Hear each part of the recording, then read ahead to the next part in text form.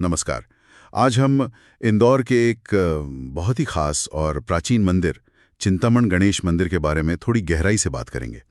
हमारे पास जो जानकारी है वो दिखाती है कि कैसे सदियों पुरानी आस्था और आज की जो तकनीक है उनमें एक अनोखा संगम देखने को मिलता है। सोचिए जरा, एक मंदिर जो करीब करीब 1200 साल पुराना है और वहाँ भक्त सिर्फ सामने जाकर ही नहीं बल्कि चिट्ठियों और फोन कॉल्स के जरिए भी अपनी प्रार्थनाएं भगवान गणेश तक पहुंचा रहे हैं। तो आज हमारी चर्चा का मकसद इसी दिलचस्प मेल को समझना है। तो चलिए शुरू करते हैं ये सफर, देखते हैं कि ये आस्था जो है ये कैसे समय और दूरी इन सब सीमाओं को पार कर जाती है। अच्छा, तो सबसे पहले बात करते हैं इसके इतिहास की। ये मंदिर परमार राजवंश के समय का बताया जाता है ना, लगभग 1200 साल पुराना। हाँ बिल्कुल, 12वीं सदी के आसपास का। और इसका नाम भी देखिए, चिंतामण। ये संस्कृत के दो शब्द हैं, चिंता और मणि।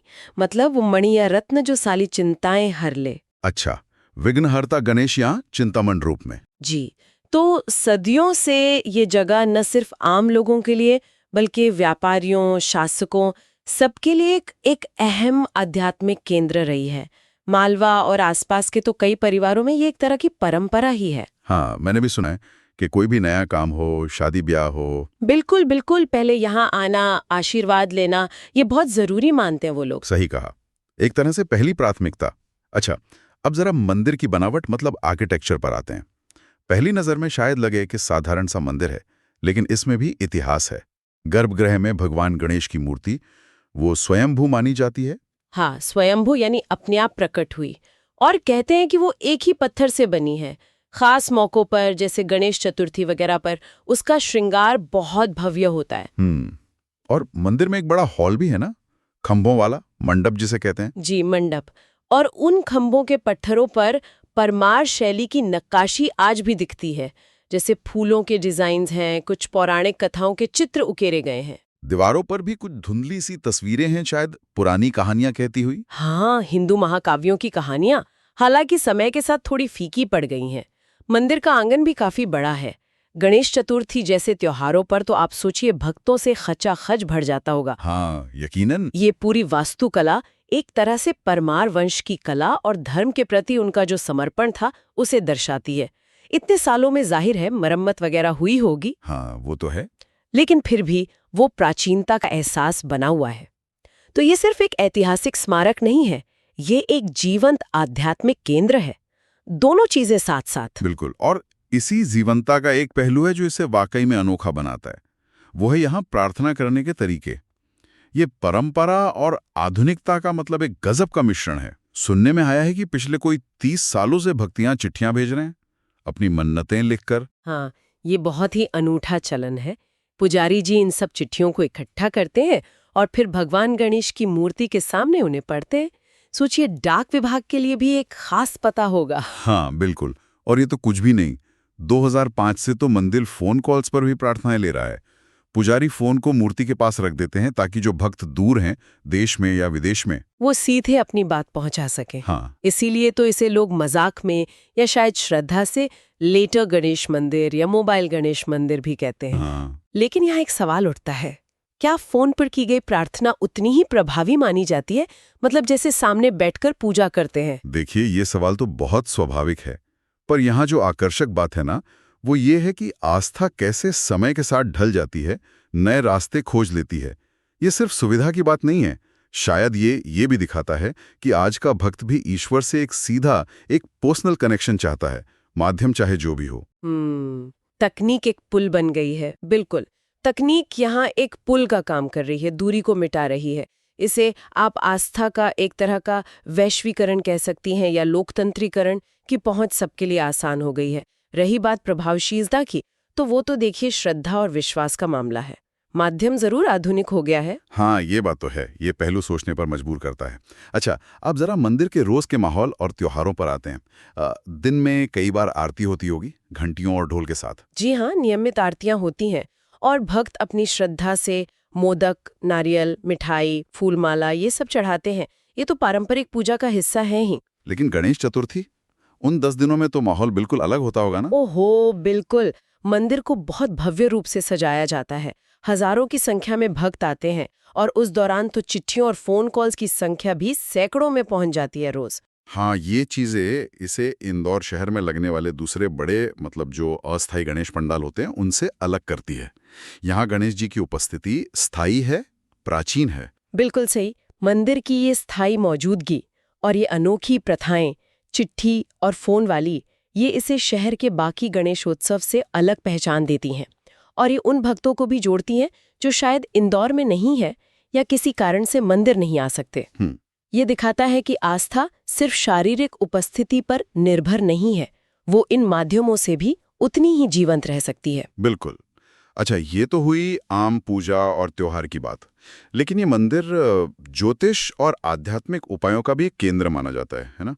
लोग यहाँ कुछ विशेष पूजा करवाने भी आते हैं, जैसे जीवन में कोई बाधा आ रही हो या ग्रह दोष निवारण के लिए। हाँ, ये भी इसका एक महत्वपूर्ण पहलू है।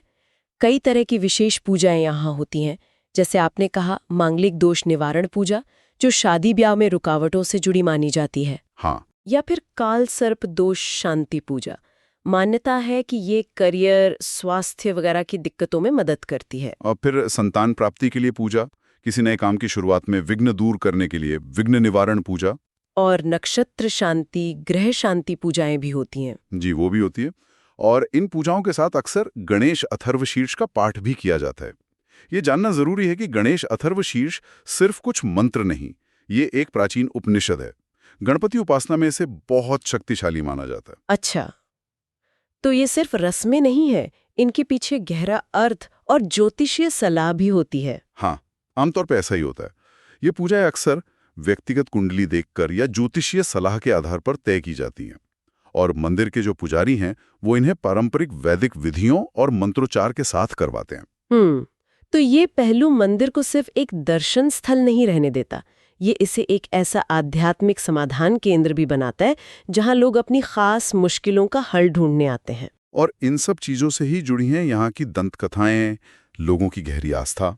भक्तों का ये मानना है कि चिंतामन गणेश के दर्शन से, उनकी पूजा से मानसिक तनाव, डर, जीवन की रुकावटें दूर होती हैं। हाँ, और जैसा हमने पहले कहा, दुनिया भर से भक्त चिट्ठियों और फोन कॉल से अपने अनुभव बताते हैं कि उनकी मन्नतें पूरी हुई। इससे ये विश्वास और पक्का होता है। इंदौर के कई परिवारों में तो ये पीढ़ी दर पीढ़ी चली आ रही परंपरा है कि घर में कोई भी शुभ काम हो, नया व्यापार हो, हाँ, बच्चों की पढ़ाई शुरू करनी हो, बिल्कुल, पहले चिंतामन गणेश का आशीर्वाद लेना ही लेना है। वो उन्हें अपने भाग्य का विधाता मानते हैं एक तरह से। सही कहा।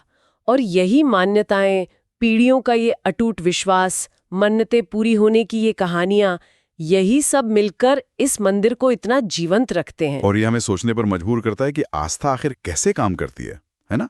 कैसे वो दूरी, समय, माध्यम, इन सब सीमाओं को लांघ जाती है और लोगों को तसल्ली देती है, उम्मीद देती है, चाहे वो हजारों साल पुरानी मूर्ति के सामने खड़े होकर हो या हजारों मील दूर से एक फोन कॉल के जरिए। बिल्कुल। अच्छा, अगर कोई हमारे सुनने वालों में से इस अनोखे मंदिर के दर्शन करना चाहे तो उनके लिए थोड़ी जानकारी।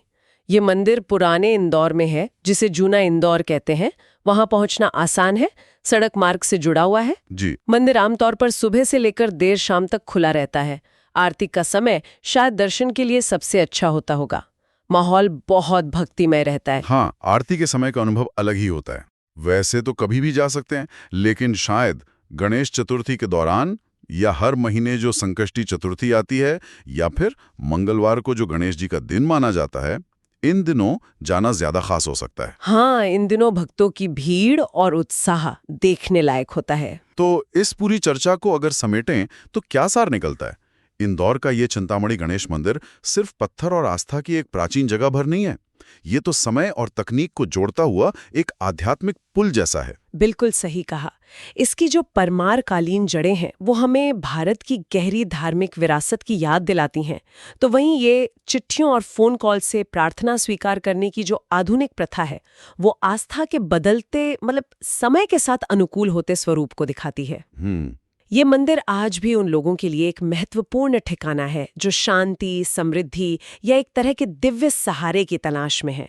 और यहाँ भक्तों को शायद यही सुकून मिलता है कि उनकी पुकार, उनकी प्रार्थना सुनी जा रही है, अनसुनी नहीं जा रही। चाहे वो मंदिर के गर्भगृह में धीरे से कही गई हो, हाँ, या कागज पर उतारी गई हो, या फिर फोन की तरंगों के जरिए हजारों मील दूर से पहुंची हो। सही। और यहाँ एक विचार शायद हम सबके लिए छोड़ सकते हैं कि कैसे इस भागती दौड़ती, तकनीक से भरी दुनिया में भी आस्था आस्था खुद को अभिव्यक्त करने के नए अनूठे तरीके ढूंढ ही लेती है।